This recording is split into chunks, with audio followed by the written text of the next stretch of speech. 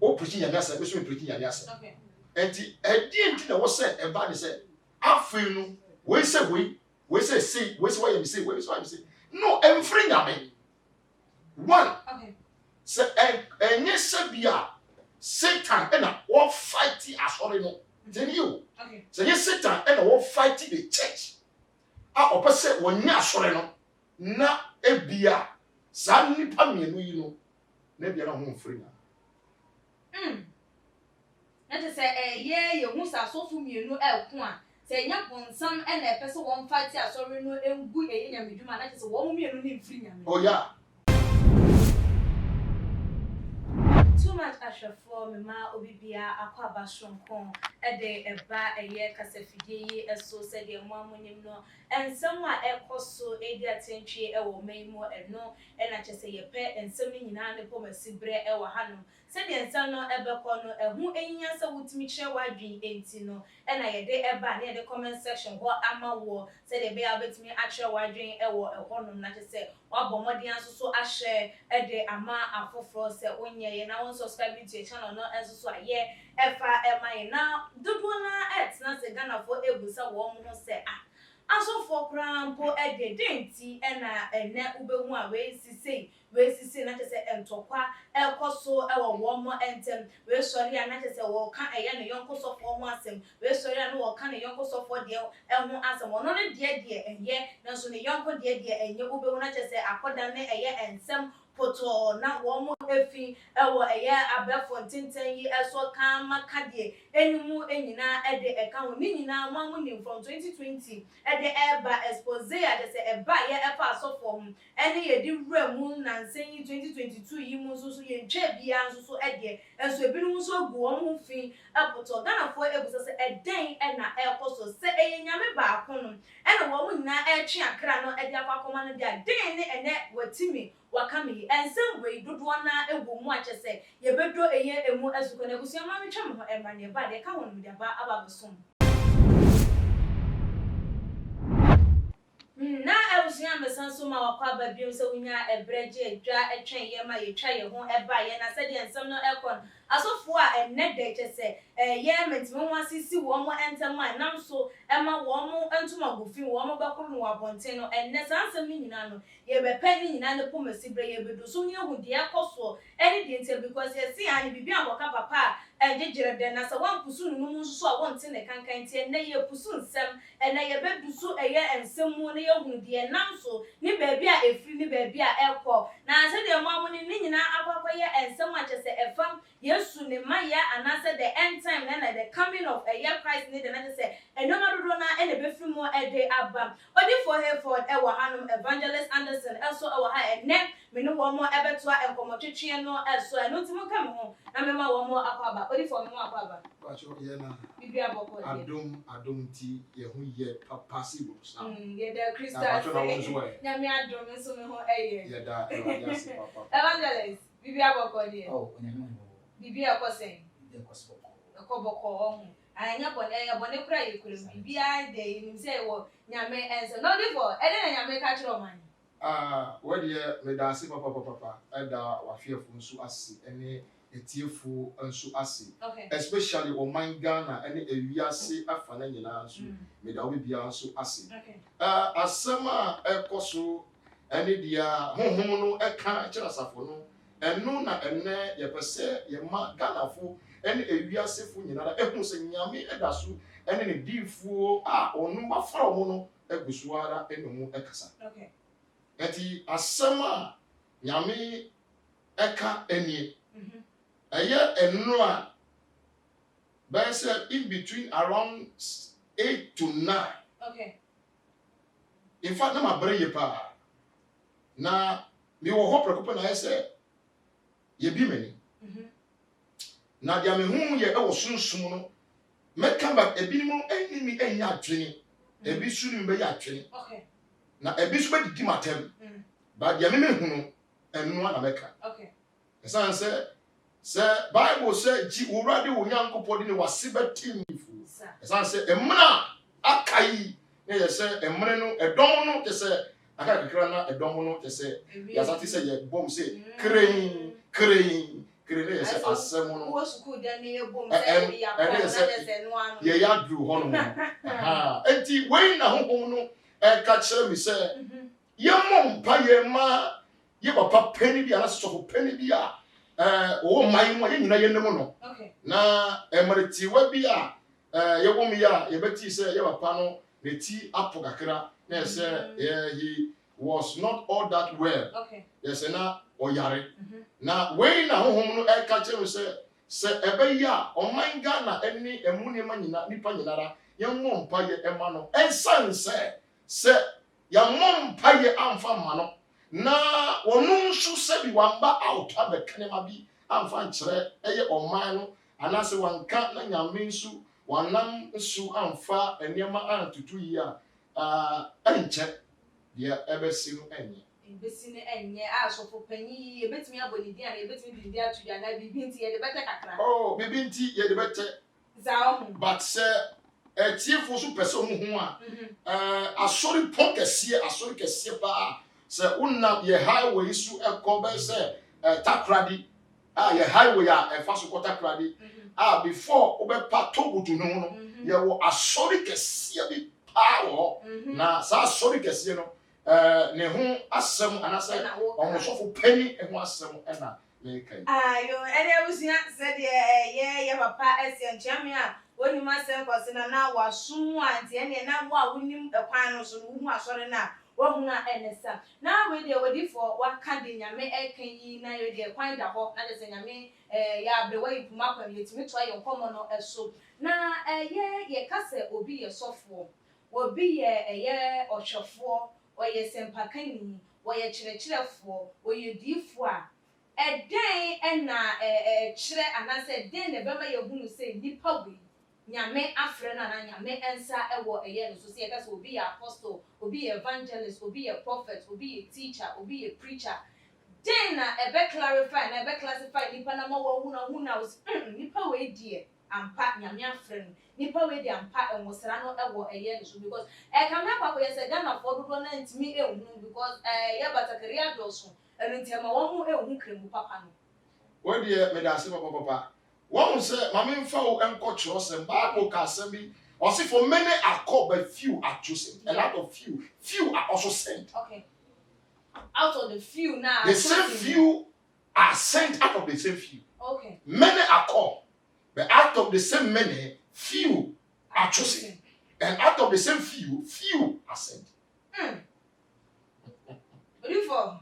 baby some so na we don't kind there yen shedante ase Fear okay John chapter 6 verse 15 now and 15-16 now or see ye have not chosen me but I have chosen you and ordained you or see any ye dey friend but onu na dey ofra yen and he say obi afra obi a dey say wo butai enti a the reason ti a onyankopon epa benimu efra benimu eba ofra dwuma yi mu say onu woni hobium yen ye be si na name na yenye dia onu eye bodun ya wo chai eni maya e wo kire say yen to aso okay we na be ma hu sunsu ye say we nyame afra no we nyame emfra no obitimi eka se ye sofo nyame afra nyame ensa awo so na sofo obitimi awo eye ni sintoye maybe twemu ye te say sofo bi no mo eka se oh I was running there you can be a man of God and still womanize you can be a man of God and still be a drunkard you can be a man of God and still do certain things evangelist bibisa wo say nyame betimi afra wo na nso so no masem untimi nyai eno no ye usintoye we have to be okay with it. Oh yeah. As in okay. Obia woni sinto, but the only say symptom you to me moduma. Okay. Ego it take time. Ejimre pa ansa na yede ako. Okay. Ejiko time obi no wodi for and I was of penny and I was church for and I was evangelist. Na ebia physically no esubia e dey di mo obia hu na enye enye. Okay. Eno je se onyame emfre no. Onyame afre na so sa ni symptom. Eno na we si na timi dey ehunu ba we ho dwuma ebeyi. Iti no e was of for mo symptom impo ebi no nsa empo ebi ewi addict otu ho na mo se ebetumi akoso enti so for bit man yas 20 ni kwan say ye hu eya aso for say wo mo perfect yeah na odifo na say eba ne san so e dia wo mo wo twe eye akra no e dia kwa na say wo mo a wo mentor eye wo mo wo mo hu say sintoye no na ema wo mo e backslide a wo ma ye mfunso ana because obitimi ka say because of the sophobia yenti me actually means go bi what do you mean that say eso sofo and eso member okay judgment and I say attend one down you be be attend one by one okay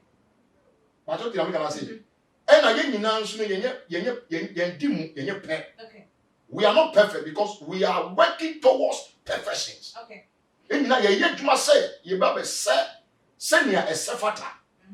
Nobody is perfect under this sun. Okay. Obi biara ne ho a osi wonu wo ye perfect and ase wonu boni bi eni ne ho. Obi a wo sin. And I'm catching I Jesus and nipa no oyobofo. Impo bofo ko ye boni.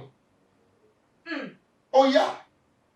Na say ta no oyobofo. Yeah. Na e dey tin e ma ya Satan beda e bofo beda ne Satan. Okay. No oyobofo kese wo heaven. But enam se want to me anye ni symptom ho adwuma nte no I can feel by the trim say san kaminya ya anka me yibo paye firi kunya na wotie yi okay me yiwo firi ana kama betina kunya no okay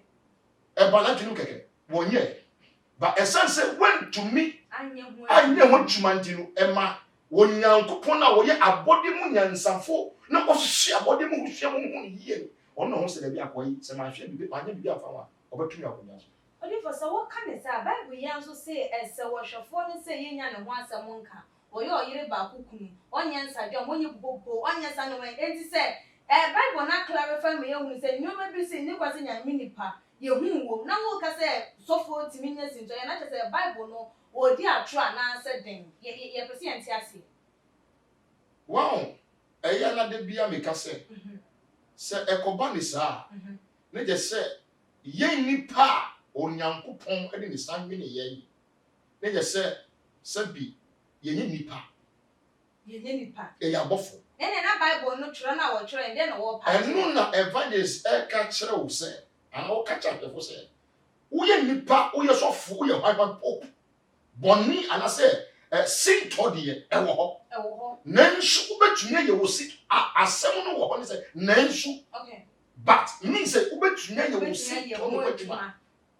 sa na member nsu e wo ni sin to okay as ya mi friend ba of friend ba ni friend man you as of friend ba ni fear obetumi ne afiase it cut across everywhere so for betumi aye boni so for betumi aye oh yeah enti e ma ye hu ne se so for de wontimi nya boni e hu se so for aton social mu an enye say e bia na kono bi na ebro so enu ti na wo se ye hwe ye wo so yi enu ti na wo ye leader odi anim e wo se umma example bi anas umma bi e kire se wo ye leader pa evangelist ebe den so for etimi ehun say we eye memero yo anase we eye ade aya soma ede ebre say ye de bebre mase yeah so for bia enim obi enim memero yo okay na amini kan enkle ade we fast okay member one so for wonye pe okay timi so obi di onim a wo awusuan no woni de nyepe okay hwe ye hwe no ma Moses eye onyam na Moses so ehye se we Israel ni a onkole omama moni Moses ekwale omama moni onua ba eka onyame ma na eda na kwata okay you understand Elisha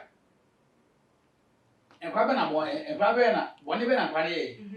onko ho se de apa okasai ema sisi be se kwa Bible anka se Elisha oyeboni Elijah is the same thing etwani ba prophet first prophet one 480 okay Bible anka se oyeboni David usim enunti no so obi eyesofo na so obi esofo a member woni na nyepe okay ye fan sheet himself and afa so no onyama okwan bebra ofa so ne ma ekasa okay you understand it no say yes man so say emra wo so a onyame obi woni ma hu obi woni ma hu se ena ye ne to sa so we onyakopon na asoma se ema no so na embe semedin oh okay na so hwe no ye mu bienu Okay. There were tests, there were tempt. Who read James 1:13? When I say on fire the morning and tempting. Okay. Who read Genesis 22? I was see God tested Abraham's faith. Okay. Sometimes no, when I mean the sorry I buy so. Now I be building, but when I go on there no test. Okay. Upon some there no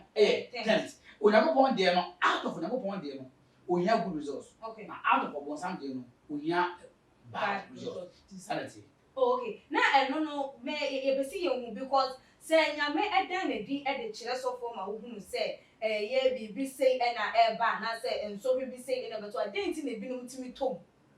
e ma wo mo etimi ba for mo e ma e de enumguase e bre e ye on say ye nipa I remember say o mo say so for we nipa de ba na so say ye mo sra na wo so a wo free nipa ti biem o free nipa ti biem ba yes na we nipa okay hwe me nem so pani ba ko ekodi djuma di na abra ye kodi djuma di no omo anetofo ya man na omo atu enu all of a sudden na oni onyame ni panada o ba na na da na se nyame ni panada onyame ni panada oba no fan say sa na oni nada also all of a sudden now oni na we no na ofre asofo nyina no se ade say na esi o okay ye akono na ye di ho komoko ohunu yi okay but na ni ba na so na enya esi awie but opa mu kan e mai bompai all the program no wankasa okay sometimes no when I bet me yi akire o e betima ba na oto na ja build your faith e betima ba na obatra o sa pon next one oh okay na e build yes sanity enu nti na ohwe a we Satan ni nyakopon ikidamodi akọ omontem akontu Job wona yeah wose ni na we say tinti ya na we bia was na wadwuma akọ Job je wotin masasasi so na present has say kan no mo nyakopon de ma Job a ama Job di ye nti ama Job aso di ye was there bi Job ni mo di say nyesa mo tina we oso na fi unyana sa eja Satan say so we bia wo tin da ba Job so ne kradi okay fa enche okay that is a Job e ba nyame ma kwan ba ma wo limits yes etu ohwa Job ile na won da sorry no e ba e no ile ohwe no okay so it tells you say enso we onyame de enso we e ba wo so na e bebu wo faith a e ho na be hu genuine persons a omo it could be your wife or ma any impo wa so le ma evangelist what can I as a remember a year so you can see you can't edit a call on that no see a different topic every answer no aso for a deep for a noble na we ye try yam piano we ni young kon na we ye kan we na say me na me di we ba ye me na me ye say we like and some answer emphata a day and a bema a year so for every grade na young so for a kon so na just one more to a year I am pia egu one who efi odifo asemu de emu oduyi eti ameka say emu oduyi ni say ye nyina ye one thing yeah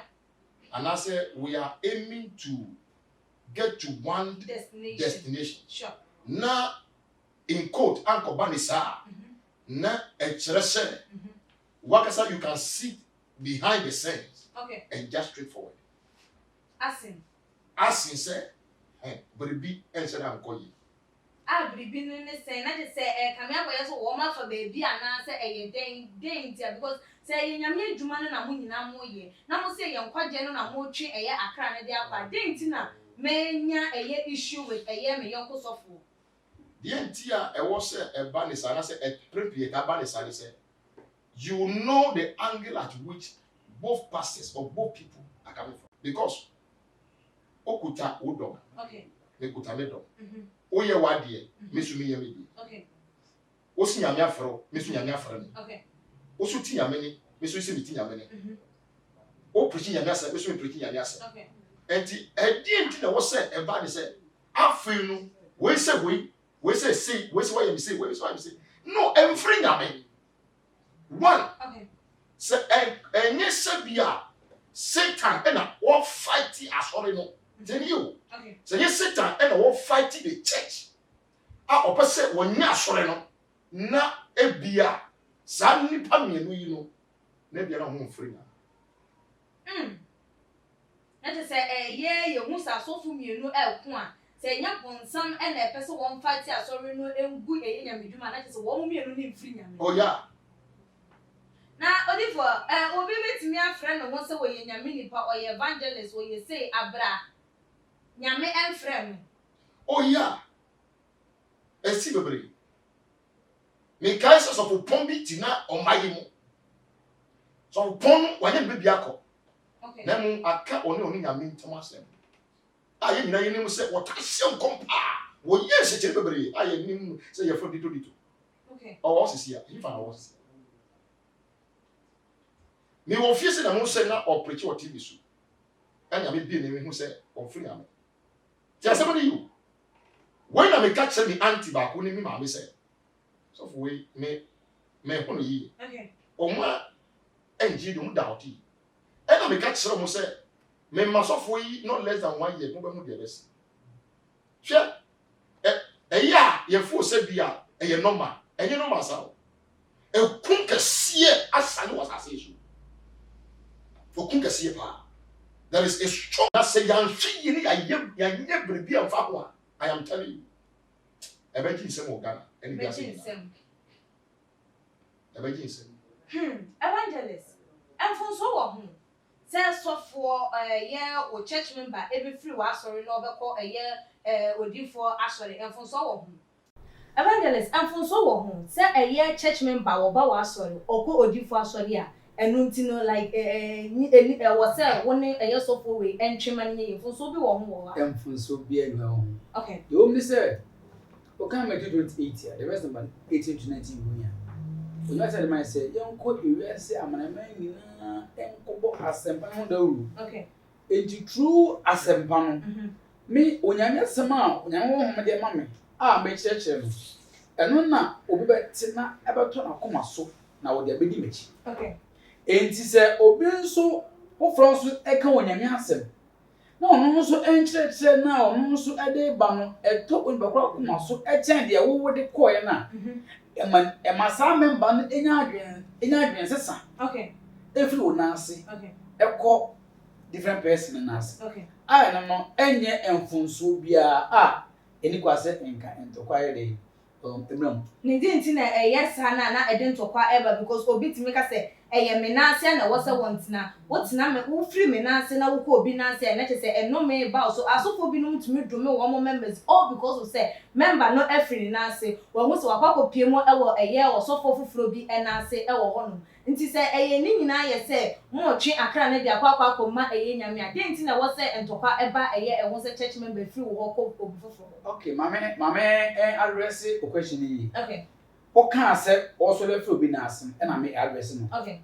Say ka ke so obi so le free obi na ase a that means church member free obi na ase a. Me no do. E o da angle. Okay. Like I said, so for be etiti ono so for ketua. Say o titi so for ketua amana be o so for kese a. Eno na aka say wo free ono na ase. Okay. Anu de be fa kunya yuso aka say eyan funso. Eyan funso kese. Say mbapa ni. Odifo ye mbapa. Me mo na ase. Okay. Enti say menene na ntia drum bemben so bi. And then I say, oh no, say Zakra me big, but me shall come, but me can Kenya but me pretty. Now man, train, I'm an apple and say, whom so out the Nimia. Me brain na be qua. Ministry men prosper, and see me no. Na say ebia na enye se wo ne na ya se na wo so wontina mani nhira wo ebia na wo so destiny a different angle. Me show ethics in the ministry. Sanity. Okay. On the masanity. Once Jesus Christ offers example. You understand? Enti the more na Jesus no mo nante no. The ultimate nante no, otwe na mo. Okay. Tini o, otwe no a one person ase, one person ne church ase. Ba wona wodi tu eje pini say me no botu na mo de, o church mo dinati on Jesus Christ eko ansa na adon no oyi pata mo de abiyeduma. Okay. Elijah ewo on so for 4 disciples. In Elisha count. Okay. Ofiri ho no, ono so impact man. Edi se wo yeso keto na wo di so pon eche dia. Untime ne eme yepe. Itene dia be free na ase. twan na mbɛ no so ɛnɛ na ama yɛ binya asɔre bebrebe o man yi mu a sɛ the progress a ɛno bi ɛkɔ so a tamfo ɛka ho asɛm no wɔanye nkyɛkyɛ na nwie wɔanye na asi anwie ama na afa ne nsa nto no so a wɔde ankyerɛ no eto ho no sɛ wɔnim bibia okay ɛnti no wɔde die wɔnim na wɔde bia ka ho na wɔdobo bi na wɔprɛse na wɔma so na wɔde adwuma na wɔde ministry Odifo yenim sɛ ɛyɛ yɛwɔ fivefold ministry metima hyɛ wase na ebia wo oyɛ prophet na ebia me a me ba bɛhyɛ wase as ɛyɛ junior pastor no me nso so adoma nyame de ama me no ɛyɛ evangelism ɛnso so wo de ɛyɛ nkɔmhyɛ nkwa na me hu ne sɛ o de bi although sɛ maba wo na sɛ ɛyɛ wo na wo tete me na so me hu ne sɛ ɛyɛ me field na ɛnyɛ ko na wo wenti sɛ me free wo no na me ko wo bi me hu ne sɛ owo ɛyɛ me field a wo no so ɛyɛ evangelism na is it wrong ɛnyɛ wrong yɛ nti a meka sɛ ɛnyɛ wrong this year ɛso wei adwuma onyankopɔn frɛ no anasɛ ɔde ɛhyɛ ne sa sɛ wɔbɛyɛ okay ɛne ɛfrɛ a ɛda ne so okay he is an evangelist okay ɛna me yɛ odiifo odiifo ne evangelist no ɛnyɛ pɛ but asɛm no nyinaa anie okay wɔn no ɔyɛ obi a ɔkɔ kasɛm ɔkɔ out ato de amka no wɔte ɛwɔ evangelist ne nnwuma a wɔyɛ ne dwuma a wɔyɛ ɛna wɔ diifo so dwuma wɔyɛ ɛno kyerɛ sɛ woyɛ diifo a wompiriti nyame asɛm woyɛ evangelist a wonka nyame asɛm evangelist ɛka nyame asɛm odiifo nso ɛka nyame asɛm na ne nyinaa ɛboa ɛma asɔre no ɛrɛn ɛgyina ɛde sɛ wɔyɛ evangelist na meme yɛ odiifo a kyerɛ sɛ ɔde ne evangelist gift no evangelist gift no ba be boa odiifo no deɛ na ayɛ baako na atunya boa ma so na tumi enyin sai na ne tie okay ɛnyɛ sɛ bia ɔno ɔnyɛ komkyɛni ɔhu na deɛ nti no kyɛ sɛ ɔno ɔnda nkyɛn ɛsɛ me na me boss me hu na deɛ ɛno sa so to nyɛ ɛno san so nyɛ na odifo yɛhwɛ ɛyɛ asɔfoɔ anase adifo ebempi no yɛhwɛ a adifo no denti na mo time ho anase mo mpam ho asɛm because asɔfoɔ pastors ne de timu sa sɛ yɛ ana twɛka bi ɛda wɔn mo ntem anase sɛ wɔn yɛ cool but with the prophetic ministry no mo a moyi mo ho asi wɔ sɛ mo de mo hu adeɛ ebinom enye wo mu nyina ebinom a wo mayi wo mu asi wo se wo mu hu na de wo mu vision de bia and I saw me I see me I that say the lord way de bia na chese entokwa e wo montem e yedintia wo se eyi na eprepi no de ntia na eba ne sa ne tokwa eta sisi ni se wo se with the prophetic ministry no pull crowd okay that is one thing okay because odifo bia kuta power gift obi a oyo difu a nyame na afre no bia kuta enseche ntumi okay enti enu so puli crowd me kasa asofo na kan na ana se other way so puli crowd akoy se odifu djuma no eni ba hu nkro si other was no enti se ekomani sa na we say okay me pulusi wo but to them say we say me kuta don ana se me puli crowd si we say puli crowd na enu na be confusion there anybody but me who say ehun here it is wrong evangelist say who members eshewase as eye osofo panyin ana say wo da asafo bi ano na nsafo mano eshewase a do you have authority over them or you don't authority on what way one say asafo no eba na say members no wo ho no ma yenim say so for is your mandatory and say your responsibility say we be making sure say enkwaje ensem no wo de be mo say the be ya wo mo enyira because amo yira nyame busa wo mo edifri wo no but asin say wo mo ehwe wo nan ase no mandatory say chinchina na wo mo enka wo nan ase nko a wo authority wo mo say they can't move they have to be under you until say nyame ema ye no be ba na oh dabi empo nyakopon kwa bo ori ase no or my only part is called choice or power. It's no over epe. Yeah. Over to me, also be soon. I could do baby. Over to me, I say no. The community and anti there's nothing wrong with that. ɛno deɛ wonna wonim ne ntia wapa wo sɛ one ne ɛnanti bi ɛno no ɛwɔ hɔ ba sɛ meyɛsɔfo na mekura members a sɛdeɛ mane kum me ankasa meba political science and doctors ho no saa na wɔ sɛ ɛtie wɔ masafo ma so nti adeɛ a sɛ meba yɛ bɔne a metea no a the same thing apply to my church member saa na tie Diti ye busa na Ghana for ebusa sanse we on say asofo dodo na akọkọ evangelism na womo etwe akra no de eba they expect say eye womo stay because eye ono na kra wakwa akotwe enti wo woni so asudi ana say wo woni so asedi say wo make sure say enkwaje nsem no ne nsa ebetimi aye den akan say de nyame emusa eye okra no ever infinu no even say ebia o backslide ya eno ti na ema ebusa sanse because say yenimo say anase say wo fa eye members anase say wo members no wo maso sudie na wo so edia then that means say church member bia won the right so timi live eye anyhow she wants am yeah de ko bia otimi ye awo de onyame dem no say church mo enkwaje sem okay church mo enokre no etime ma church enokre no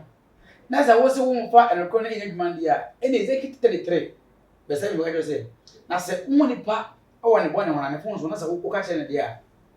say wo fa edwuma o yo nkwaje ho du okay na say mom say wo mfa no kran no an church de wo na say sa ade na say ka ore che no emu ogowu dia ba wo say ne sa nipa ne moja na oba de obo say fi say okay na say me nya church wo kwadi say me na wo fa edwuma dia e wo ma wie edwuma as onyame nipa sanity odi for asofo binum edifo binum bano say ye ton oil ye stickers ni eyi a ebinum de omu say omu de na eye nanso say ne yonko sofo kokoye the same thing na oh we me no osua me na oye ne de no enye papa anyam bia with stickers oil any de ka hu is it part of the ministry and when you say I was say eno no be ye the main priority ewo nyamedwuma no emu enye number one thing I was in the pabebre ebe ye ade a was any kom okay ye nyina ye nim say Kristo na namo su na ye den yeah na Kristo ba ye no yem bisa say ewo tro semu hifa na Jesus ba no obeto oya okay ebeto sticker okay ebeto we se ekoba ne se ebi ni hosade a na ehuma hia se nya oba ya obeche odi nyame asem ebe ma nyame ma omunam sunya panje no ene yesu yendi sale so se ekoba ne se we se me to we me de na ye we se wusu me so wo de nya me so me de na ye no ekoba ne sa enu na ebe ma o se sa asemu ya yegusu a ye boss free baby papa because ebinum timi ka say ya ukwa asori na say di ye view egu so a na say sofo di ngusu egu so a enye ebinum so timi ka say ukwa asori na ye di oil ya bomb paya na ye di oil egu so a enye nti we ka say ye di view egu so a enye no oyusu oil do yusu oil ye view so be ka cho say baby ye di oil egu so nye because of say onu no yusu view ene mesre na mesa sre se sankabeya ni nyina nye yenjai ni nyina nye yes because who you should fail now the two be su na nipa no bia nyame nam su e ma ne hoto enu no eye wo asem wo no nyankopɔ tem asem bia ba e fere no me menim okay obi su ekoye ni oil ana so obi su to ni oil wonu na onu bia odi oil na fere ba adenti na wo so ko kɔnda ni obi die se we die no enye wo die na enye enti wo die no wo so di fere to bi su e ma nipa no hoto no na obi dem so ono so ebia ono so ma oil odi oil na ma obi e na nipa no ko yusu na ono so ni hoto no na gi no ni nyina enye the same thing corona the same thing and the monim se mu akasa monim se nyame amfare mu amfa bia ma mu amujai adwuma no ya abra mu jai adwuma no ya bro mu jai adwuma no because Jesus ba wo ma ya kwan wo ma to oil abeto on fa ve na metu bia se onyankopɔ se fa oil wetini o ni hawi bompai bo ni yusu fa no na onko yusu won kan kyerɛ se toma no nipa no kono ko yusu na yituma onu akasa ba bia dansie na oba so wo fa sampa ne e ma benya e ma ba se ko ba se wo to ade amana na se okona e ko ejina e da se bi no so pese obeka ana se e di na wo pese woti okay obi so ko use the same thing e bi na enye mama no okay hwe ni nyina ni se we have ignored Holy Spirit nkonkoro no ye yi na sinchen e na asofo no binimu ye mo kasa wade eno na nsema nka me ba so e de ama eye evangelist dudu na e ka se e ka me akwa ye sesei no nyamedwuma no akwaye eye with asofo no mo anka sa mayi nkunku na si wono asa mo ana nyame no e na tese mo ye mudwuma enti bibia ba we sori a ai wo na yare we yi ha abra na mejew we emunchemu dos na de omni say de oba oman Ghana say obi di bone na yakohwe oman no e constitution na yedi bu na ken sana wonyame asenti adibo wa ebekoso wo ho ya obeka se mfrewurade na na efrewurade straight ameka se mejiro mu se wo ye onyame nipa wo ministry ni mu a yenyi meba bisika ansa na ya tonade ama ase ya de ama ba wo trese nim se eni kwase ko hu onyame nipa wo won sapan ko according to 1 Samuel chapter 9 the verse number 6 to 10 so ko hu onyame difo onyame nipa memfa won sa pan ye nko fa bibi kura na fa ko nanim na won ka eno ma ngede na onyame dwuma ekoso yi asofo ni weku nyina no efa na agina enwosla what I carry is what I give tokwan wa no de papa ehun kosi eso de misum kosi se me evangelist se me huna de o okay dabi ebi no me anse Ghana phone nim se evangelist ni se munna mudina aye kwan dabi ebi fo de ni se wo mu hunu dabi I am wrong obi evangelist ya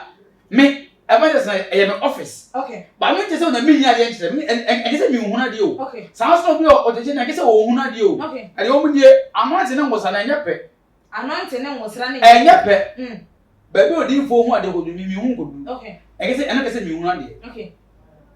asem is o Amos 7 the first time I wan go yi me e feel of pani bi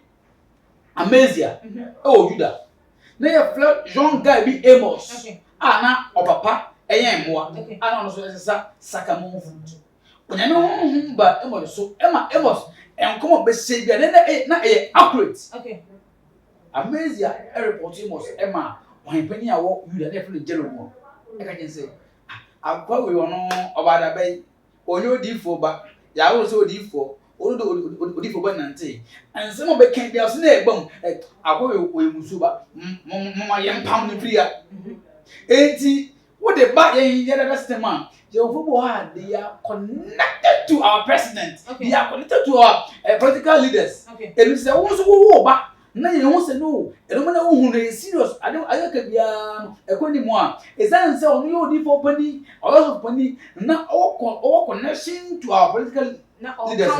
wa kan wa she na ye to baby and am so ma ye pom Amos if o ma wo film and the call my house sanete e won sanye pe ba bia obi hu ade dunu enye ho no obi hu obi wo ha na ne hu within area obi ni hu the whole Accra obi ni hu the whole Ghana okay obi ni hu the whole world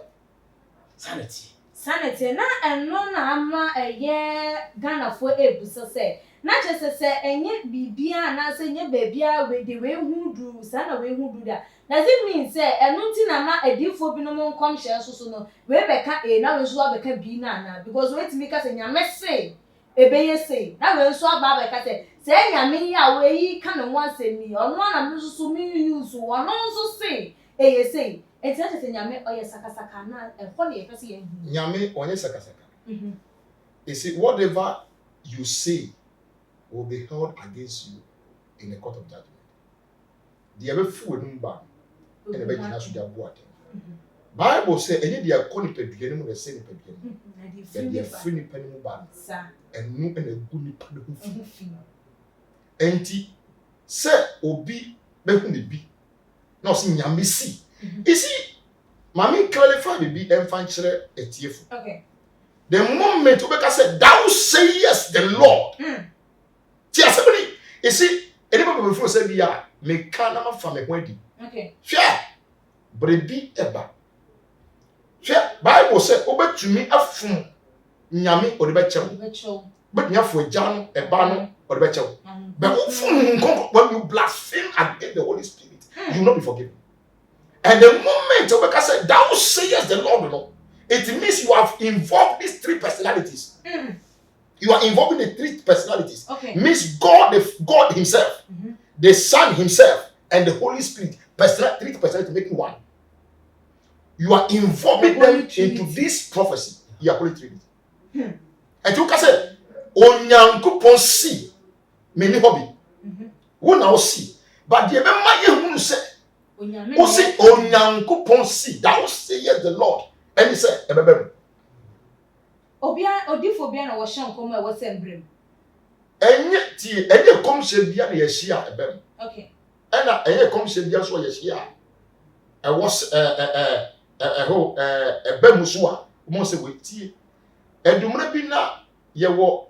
man bi na say wo odifobia e fa no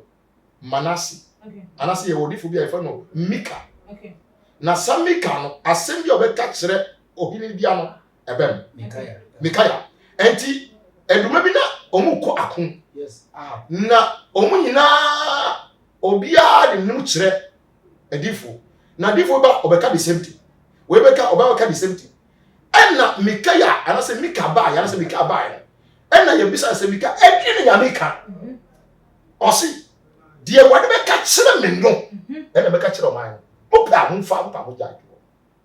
Die be mo say Onyankopon na ka no. Eni se bebem. Se mo kɔ ne ekum a mama se. Enu na ema eni be bebre no yenti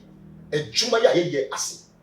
Na if I say obi aso e different thing so na ba hye nko. Ebi. Yes sanity. Yes sanity. Ye bre no ya ye bre a enisansam ne die ebi e wo ho no ye bebie eye so evangelist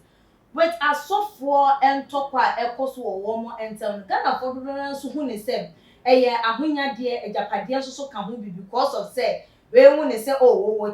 chi we enti ni kwan say an ne yonko no etimi kasa na nim rough sa ema no eyeye enti ene je say we kana wanke ya e wo se wo mra no mememe so unsusu say na wo hu no esi efa e wo say ahonya de enya de a eden tawantawa e beba asofo entel eno kra de ade a ehu hia wo onyamdom ye ehunya de ontemas onyamas na mai say hwemahinie ene metene kane na mede yeinom onyankopon fle ewiase ma say yeinom dite ye busa sanse we because asofo bi no timi ko an no aka cha ose ane wo che me wadam me fie me cars me mutimi de ba wo osofo timi ne yonko sofo nya asem one na me kaso but no ahye de atwa ne fie no atwa ne cars no ahye de ababa beto o ma wa hu say wundru no enti won so eno nti na make say eno no is out of the word of God odanya sem ne enquirism o kan first John 2 verse 56 na o say ade a wo de ahye ne mabo dan kwa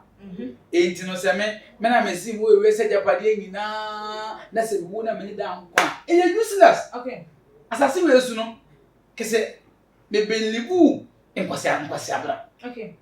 ba se me wo dan kwa na se mpo minika se me wo dan kwa e na me ni ehunya de se wo dan kwa na se ne wu a enu na me kra no Onyankopon baje okay o mu ja se o ba ye o Yesu ba na ne ka say Elijah all the prophet na o mu fie yes say prophet o mo moto obi Yesu ba ka obi ebeka say oh first na mai first no na yo akonkwa kese na Elijah na ponko yes na otena so okay you see entino say ye kan yam yasema yem fa physical things no enton na neokra no epe na ne onyanya asem because obi bo ni say onuapa wo de wagidi woman na okra no ego mode no etimma ye hwehwe okra no jedai ye betima ye a ebeti de bo no ene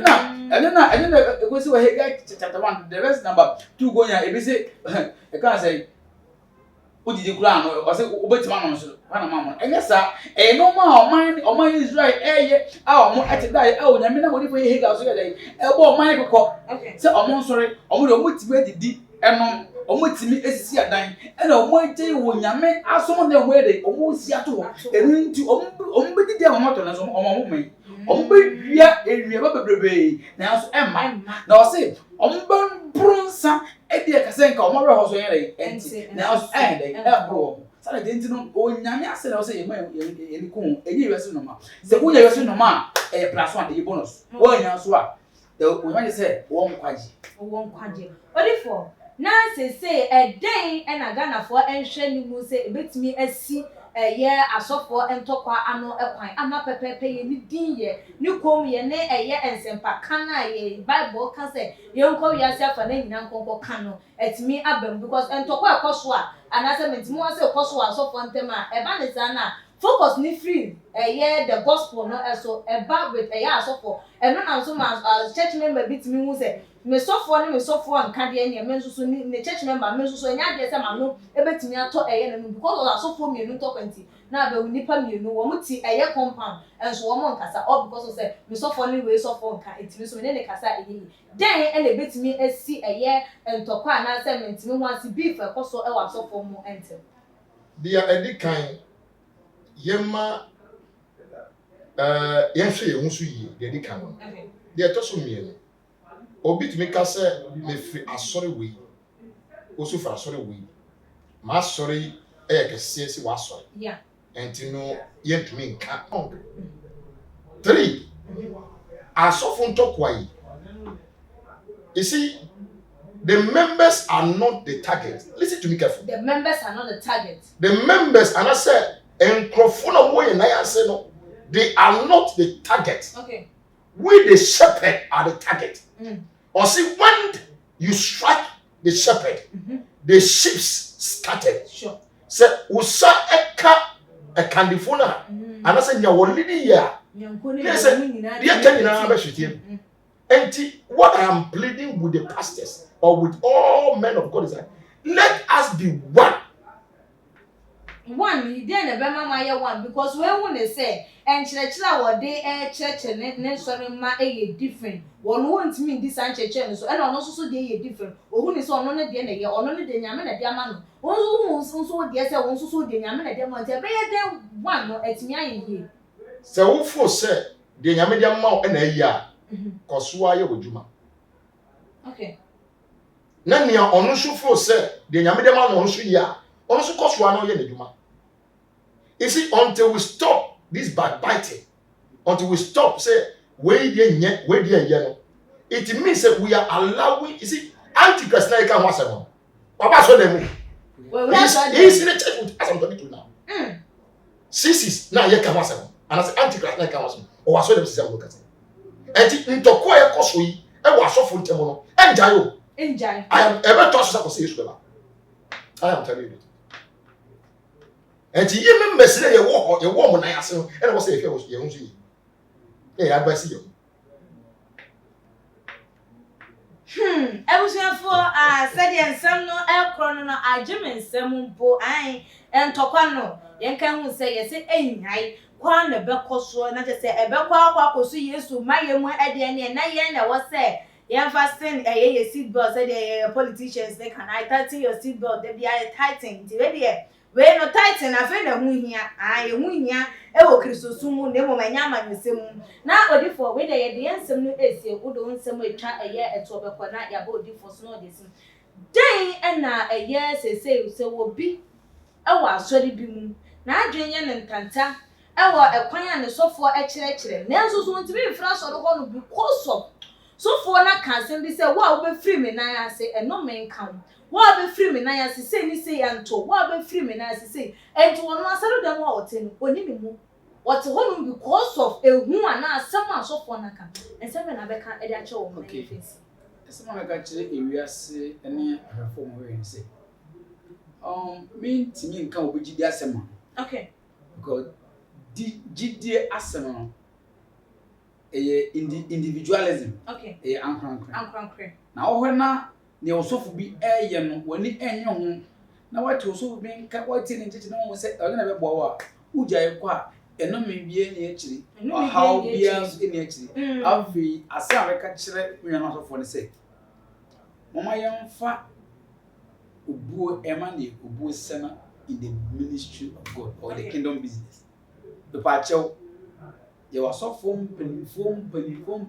one day kan aba say afi na wo ba for obuo ni di emam so impo so how be bad as em for so be bad comfort him na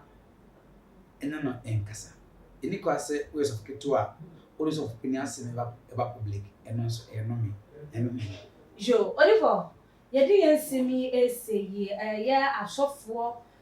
obi hu ne sin ani we wo bada ben we wo do no susu wo firi hin ye starting nyamesom na wo hin a chese na wono na chire so wo tumi eba no ya asofudwuma mu a we bada ben we wo firi hin ehu hia ewo eye nyamdwuma no emu eboa ebe nyamdwuma no koso anan koso na wo futo bi a wo de ama eya oyonko asofo adifo na chese ye fa exi we de ehu yes eni hosa Jesus Christ na over 12 years okay and na osati se o chire ti asemo ne you wonu po a na Pharisee wo ho Sadducee wo ho the scribes are there and the zealots are there okay san kofo iku nyina wo ho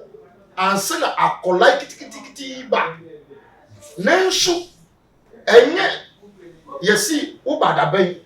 hweniama yewura Kristo ba ye okay enti ministry no ye ni bibia e kire se wo bada ban me ba jao me di kan ba jao nyambe tumi afa bofra ne apaja bofra ne edina ye na makese e che obi po a owo mu dada afi futu akra be ma asofo ye nua asofo na asofo penifo no se mu penifo no mu ye we ya na ye nkitiwa no a ye ba no so ye den se mu asofo penifo no mu kuntokwa na mu didi mu hatem na enchirima no de na mu chai bia maye because we are heading towards somewhere enti se eche no mu ba yi dia hye ya na mu kuntokwa se ya ebe de na eche ye tumi edi ahye